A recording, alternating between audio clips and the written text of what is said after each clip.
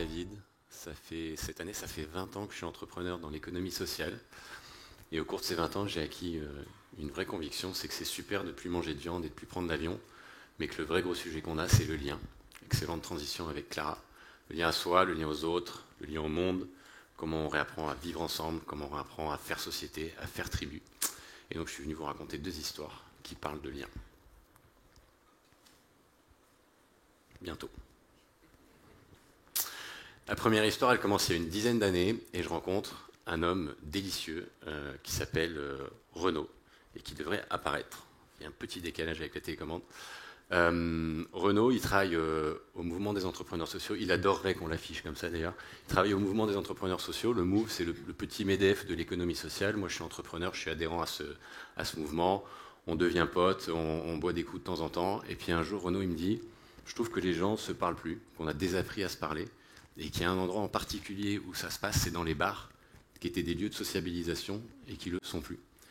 Et on creuse un peu ce sujet et on tombe sur ce truc-là, 500 000 cafés-bars il y a un peu plus d'un siècle et plus que 40 000 aujourd'hui. Et on se dit, il y a un vrai truc à creuser si on inventait un bar où on va réapprendre aux gens à se parler. Et là, on tombe sur un truc génial. Une pissotière. C'est un peu décevant pour un truc génial, mais cette pissotière, elle a un truc particulier, c'est qu'elle a une petite mouche dessinée au fond. Et cette petite mouche, ça s'appelle un nudge en anglais. C'est se traduit par coup de pouce, mais en fait, en français, ça pourrait se traduire par mécanisme incitateur. En l'occurrence, cette petite mouche nous incite, nous, messieurs, à pas en foutre partout quand on fait notre petit pipi. Et on se dit, tiens, on a une intuition. On a tous envie d'entrer en contact avec des gens, mais en fait, notre société nous a amené à avoir des petits blocages psychologiques qui fait qu'on ne le fait pas, donc il faut le débloquer. Avec des mécanismes incitateurs, on va pouvoir le faire. Et on se dit, on va monter un bar où on va mettre des mécanismes incitateurs pour que les gens puissent entrer en contact. Et le premier, on appelle ça, nous, des activateurs de convivialité. Et le premier qu'on met en place, c'est quand tu vas au bar commander un verre, tu peux jouer le prix de ton verre au dé. Si tu fais 1 ou 2, tu perds 1 euro. Si tu fais 5 ou 6, tu gagnes 1 euro. Mais il y a une règle, c'est que tu dois trouver un inconnu qui va jeter le dé pour toi. Salut, je m'appelle David, est-ce que tu veux bien venir au bar avec moi, jeter le dé? Il se passe ce petit déblocage. Il y a un début de conversation, le reste leur appartient, mais on a initié ce truc-là. On invente une 50aine d'activateurs de convivialité. En 2016, on ouvre le Social Bar, 49 mètres carrés, dans une des rues les plus pourries de Paris. Tout le monde nous avait dit de ne pas le faire. On ne sait pas servir des bières, et ça cartonne. On est élu meilleur bar de Paris les 2 premières années d'affilée, et le bar ne désemplit pas. Il se passe quelques mois, et un jour, on a des clients qu'on voit de temps en temps qui viennent nous voir avec Renaud, et qui nous disent, les gars, c'est top ce que vous faites. Nous, on bosse au ministère de l'Intérieur, et est-ce que vous ne voulez pas venir faire ce que vous faites dans le bar, mais chez nous, parce qu'on bosse dans le même immeuble depuis des années, mais on ne se connaît pas. Et on se retrouve un soir à l'heure de sortie de bureau avec Renaud, avec nos petits dés, nos petits carambars, nos petits trucs, et on commence à faire jouer les gens. Et là, on a des agents du ministère de l'Intérieur qui commencent à s'écrire des poèmes et à se faire des câlins. Et on a Patrick et Martine qui travaillent à 2 étages d'écart, qui se sont jamais vus, qui travaillent ensemble depuis 5 ans et qui se rencontrent. Et là, on comprend que notre métier, c'est pas de servir des bières, que le bar était un support, mais que notre métier, c'est de créer du lien social avec des mécanismes. Et donc on invente un métier, et ce métier il s'appelle agent de convivialité. Et donc on monte une agence qui s'appelle l'agence de la convivialité, et on envoie nos agents de convivialité un petit peu partout, dans les séminaires, dans les cocktails, dans les lieux. Aujourd'hui l'agence c'est une centaine d'agents de convivialité, c'est plus de 700 prestats, c'est plus de 20 prestats par mois, et c'est quelques fiertés, c'est la gare Montparnasse, c'est un Shifumi géant avec 5 ministres dans le jardin du ministère du Travail. Celui-là, on est particulièrement fiers. Je n'ai pas de photos, mais j'ai quelques vidéos pour ceux qui veulent les voir, assez croustillantes tout à l'heure. Et puis, c'est 30 agents de convivialité sur la cérémonie des JO cet été. On continue notre petit bonhomme de chemin comme ça. Et puis, un jour, on nous fait intervenir dans un hypermarché. Donc, on se repointe avec nos petits dés, nos petits carambars, etc. Ça marche, on fait marrer les clients, les gens rentrent en lien, tout le monde est content. Et on se met à parler avec les gens qui bossent à la caisse, les caissiers et les caissières. Et en parlant avec eux, on se dit, tiens, ils nous disent, on a un métier un peu ennuyeux, c'est super ce que vous faites, on s'est bien marré aujourd'hui. Et en tchatchant, on réfléchit à un truc, on dit, on va mettre une petite pancarte sur votre caisse, et dessus, on va écrire, bonjour, je m'appelle Jean, je m'appelle Mireille, devinez mon signe astrologique. On le fait, et le lendemain, on revient, et là, Jean et Mireille nous disent, on a passé une journée de dingo. Il y a 90% des clients qui sont rentrés en contact avec nous, et en fait, on fait le même taf, mais on l'a fait de manière différente parce qu'on a passé une bonne journée. Et là, on a un autre tilt, et on appelle ça maintenant la déconne sérieuse, ou le détournement convivial. C'est qu'on veut faire un quart de tour sur tout, et passer d'une journée subie à une journée choisie. Et donc on fait un autre truc, c'est qu'on monte une école, qu'on appelle l'école de la convivialité. Et l'école de la convivialité, aujourd'hui, elle enseigne le détournement convivial et la déconne sérieuse. Elle intervient auprès de salariés qui sont déjà en poste et qui ont envie de mettre un peu de jeu dans leur journée. Et elle intervient aussi, et ça c'est la première promo, auprès de jeunes décrocheurs scolaires ou de gens au RSA, où on apprend d'abord la déconne avant la compétence, et après on va dans les métiers en tension pour les rénover. Fin de cette première histoire, qui était très urbaine. Et la deuxième histoire, j'ai envie de vous emmener maintenant à la campagne. Je sens que vous en avez besoin. Cette histoire, c'est une utopie. Pour moi, elle démarre il y a une trentaine d'années quand j'ai commencé à comprendre que le monde partait en live. C'est une histoire le genre de truc dont on parle à l'apéro, sauf que nous, après, on l'a vraiment fait.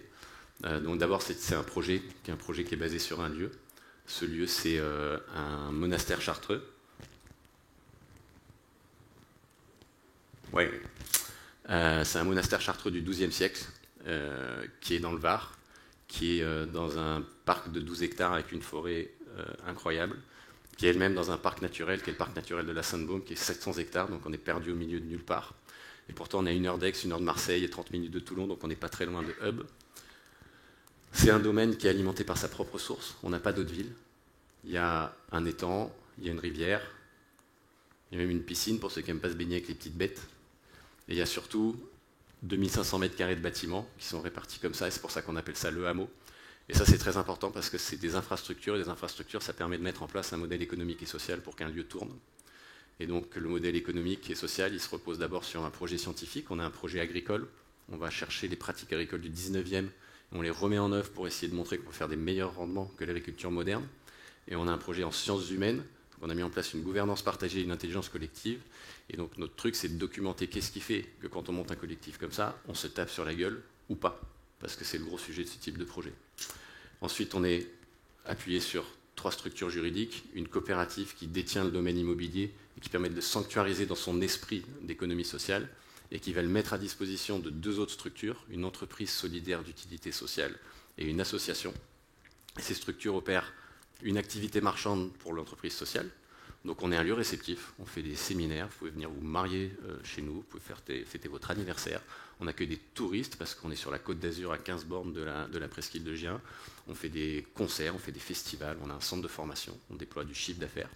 Et à côté de ça, on a notre association qui déploie une activité non marchande, dont l'objectif est de mettre le lieu à disposition de gens qui n'en ont pas les moyens, qui en ont besoin. Donc on va faire par exemple ce qui s'appelle du tourisme social. On fait venir des familles qui partent jamais en vacances dans ce lieu en même temps que les familles qui ont payé. Et on fait des séjours de répit, de reconstruction, de remobilisation. Et tout ça évidemment au même endroit, au même moment, parce que vous l'avez compris, notre délire, c'est la mixité d'usage et la mixité sociale et de créer du lien. Pour que ce projet émerge, il a fallu investir. Au début, on s'est mis à 9. On a mis 150 000 € chacun pour pouvoir acheter le lieu, le rénover, etc. Puis on a été rejoint par des fonds d'investissement impact social, par la Banque des Territoires, par France Active. Aujourd'hui, on a acheté il y a 3 ans. On est dans notre 2e année d'exploitation. On ne va pas être très loin d'atteindre le million de chiffre d'affaires, donc on est assez content.